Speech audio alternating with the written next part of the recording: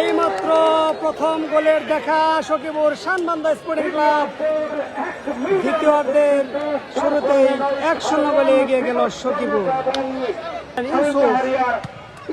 ইমনের হেড কিন্তু করে চলছে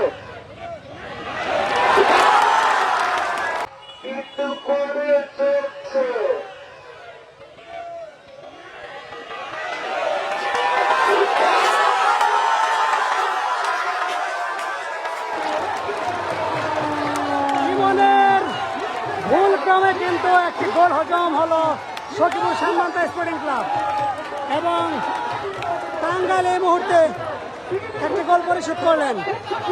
ইমনের ভুল ক্রমে গোলকিপার সিয়াম বল ধরার জন্য এগিয়ে এসেছিলেন, কিন্তু ইমন হেড করে গোলকিপার সিয়ামের উদ্দেশ্যে বল দিয়েছিলেন। একটি ফলস, দারুণ একটি ফলস আমরা দেখলাম। সেই ফলসে কিন্তু গোলটি পরিশোধ হলো। 1-1 গোলে সমতা।